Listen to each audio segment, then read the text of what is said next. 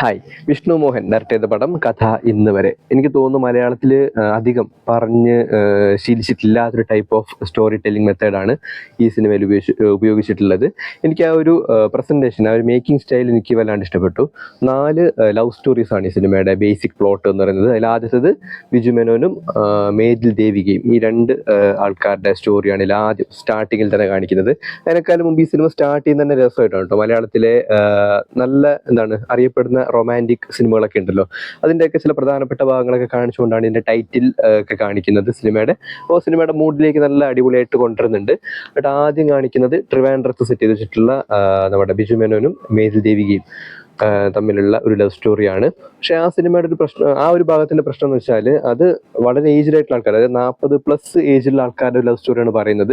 അപ്പോൾ അങ്ങനെ ഒരു ചുറ്റുപാടും സെറ്റ് ചെയ്ത് വെക്കുന്ന സമയത്ത് നമ്മൾ പ്രതീക്ഷിക്കുന്ന ചില ടൈപ്പ് ഓഫ് തമാശകളും കാര്യങ്ങളൊക്കെ ഉണ്ട്, നമ്മൾ ഈ വെള്ളി മുങ്ങിലൊക്കെ കണ്ടതുപോലത്തെ. പക്ഷെ അതൊന്നും ഉണ്ടായിരുന്നില്ല. അത് തുടങ്ങുന്നതും അവസാനിക്കുന്നതൊക്കെ ഏകദേശം ഒരേ ടെമ്പോയിലാണ്. അതായത് വലിയൊരു ഫ്ലക്ച്വേഷനും കാര്യങ്ങളോ ഒന്നുമില്ല, വലിയ സിറ്റുവേഷനിലായിട്ട് വലിയ ചേഞ്ചോ കാര്യങ്ങളോ ഒന്നുമില്ല.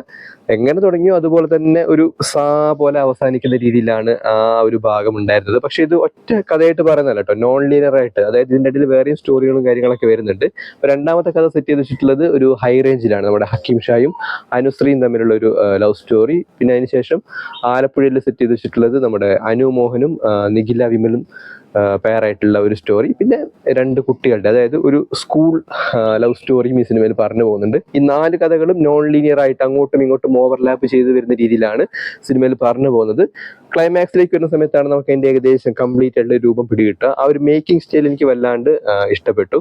എനിക്ക് നല്ല ഇൻട്രസ്റ്റിംഗ് ആയി തോന്നിയത് ഈ ഹക്കീം ഷായും അതുപോലെ തന്നെ അനുശ്രീയും, ഇവരുടെ 2 പേരുടെ ലവ് സ്റ്റോറി കണ്ടിരിക്കാൻ നല്ല രസമാണ് കേട്ടോ. അതിൽ ഹക്കീം ഷാ ഒരു ലിക്കർ ഷോപ്പിൽ പണിയെടുക്കുന്ന ആളാണ്. അപ്പോൾ അനുശ്രീയുടെ റോളും കുറച്ച് ഡിഫറെൻ്റ് ആയിട്ടുള്ള റോളാണ്. ആ ഒരു ലവ് സ്റ്റോറി തന്നെ കുറച്ച് ഡിഫറെൻ്റ് ആണ്, അടിപൊളിയാണ് അത് കണ്ടിരിക്കാനായിട്ട്. എനിക്ക് വല്ലാണ്ട് ഒരു ഇതായി തോന്നിയത് ഇതിലെ അനു മോഹൻ്റെയും അതുപോലെ തന്നെ നിഖില വിമലിൻ്റെയും അവർ തമ്മിൽ ആ 2 ആക്ടേഴ്സ് കഥാപാത്രങ്ങളായിട്ട് വരുന്നൊരു ഭാഗമുണ്ട്. അതിൽ രഞ്ജി പണിക്കരും സിദ്ദീഖെല്ലാം വരുന്നുണ്ട് കേട്ടോ. രഞ്ജി പണിക്കർ ഒരു ടിപ്പിക്കൽ ഒരു പാർട്ടി നേതാവ് റോളിലാണ് വരുന്നത്. സിദ്ദീഖ് നിഖിലയുടെ അച്ഛനായിട്ട് അഭിനയിക്കുന്നുണ്ട്. അപ്പോൾ അതിൽ സിദ്ദീഖിന്റെ ഒരു നരേഷൻ ഉണ്ട്, അയാളുടെ ഒരു അനുഭവങ്ങളൊക്കെ പറയുന്നൊരു ഭാഗമുണ്ട്. അത് കേട്ടിരിക്കാൻ നല്ല രസമായിരുന്നു. അറിയാലോ, സിദ്ദീഖ് അങ്ങനെ കഥ പറയുന്ന സീനുകളൊക്കെ കേൾക്കാൻ ഭയങ്കര രസമായിരിക്കും.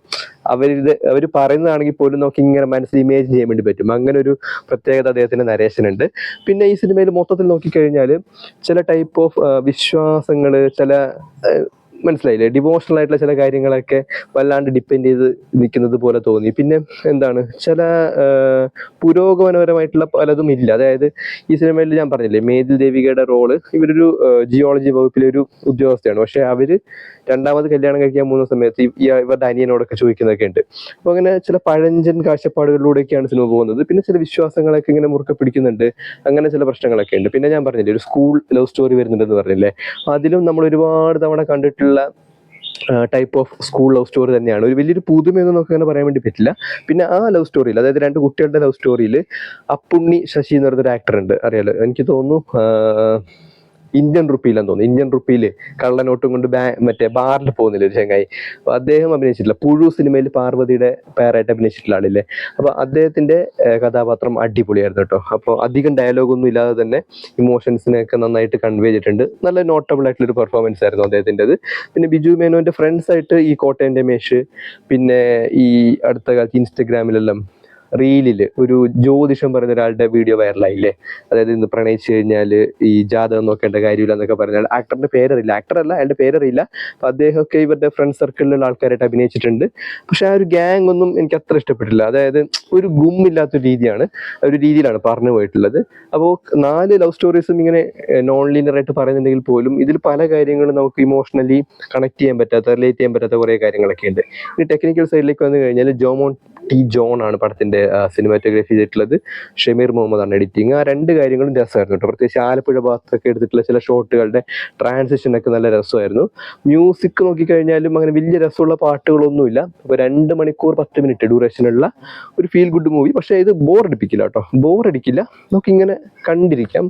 അവസാനം വരെ കണ്ടു കഴിഞ്ഞാലാണ് നമുക്ക് ഈ പടം മുഴുവനായിട്ട് മനസ്സിലാക്കാൻ വേണ്ടി പറ്റുക. പടം കണ്ടു കഴിഞ്ഞതിന് ശേഷം നമ്മൾ ബാക്കിലോട്ട് ചിന്തിക്കുന്ന സമയത്താണ് പല തമാശകളും ഇതിൽ വർക്കാവുക. അങ്ങനെ ഒരു പ്രശ്നമുണ്ട്. അതല്ലാതെ കാണുന്ന സമയത്തൊക്കെ ഇങ്ങനെ പൊട്ടുമൊന്നുമില്ല. പടമെല്ലാം കഴിഞ്ഞ് പിന്നെ പുറകിലോട്ട് ചിന്തിക്കുന്ന സമയത്ത് ഇത് ഇങ്ങനെയായിരുന്നു അല്ലേ എന്നൊക്കെ നമുക്ക് പിടികിട്ടും. അപ്പോൾ കുറച്ച് ക്ഷമയോടെ കണ്ടിരിക്കേണ്ട പടമാണ്. പക്ഷേ ഇതിൻ്റെ ഫെയിൽ എന്താ വെച്ചാൽ ഇമോഷണലി നമുക്ക് അങ്ങനെ കണക്ട് ചെയ്യാൻ പറ്റുന്ന കാര്യങ്ങളൊന്നുമില്ല, അല്ലെങ്കിൽ അത്രയ്ക്കും ഡീപ്പായിട്ടുള്ള നമ്മളെ റിലേറ്റ് ചെയ്യാൻ വേണ്ടി പറ്റുന്ന തരത്തിലുള്ള ഡയലോഗ്സോ കാര്യങ്ങളൊന്നും ഈ പടത്തിൽ അങ്ങനെ ഇല്ല. പിന്നെ ചില ടൈപ്പ് ഓഫ് വിശ്വാസങ്ങളൊക്കെ മുറുക്കെ പിടിച്ചിട്ടാണ് ഈ സിനിമ ചെയ്തിട്ടുള്ളത്. എനിക്ക് നല്ല നോട്ടബിൾ ആയി തോന്നിയൊരു കാര്യം അപ്പുണ്ണി ശശിയുടെ ആക്ടിങ് ആണ്. പിന്നെ നമ്മുടെ അനുശ്രീയും അതുപോലെ തന്നെ ഹക്കീം ഷാ, ആ ഒരു ലവ് സ്റ്റോറി നല്ല രസമായിരുന്നു. ബിജു മേനോനും മേതിൽ ദേവികയും അവരുടെ അഭിനയം ഒരു സ്റ്റാൻഡേർഡ് ആയിട്ടുള്ള അഭിനയം തന്നെയാണ്. മേതിൽ ദേവിക എനിക്ക് തോന്നുന്നു അവരുടെ ആദ്യത്തെ സിനിമയാണെന്ന് തോന്നുന്നു. രസമാണ് കണ്ടിരിക്കാനായിട്ട്. പക്ഷെ ആ സ്റ്റോറി അത്ര ഇൻട്രസ്റ്റിംഗ് ആയിട്ട് എനിക്ക് തോന്നിയില്ല. അപ്പോൾ ഒരു വൺ ടൈം വാച്ചബിൾ ക്വാളിറ്റി ഉള്ള ഒരു ഫീൽ ഗുഡ് മൂവിയാണ് കഥ ഇന്ന് വരെ.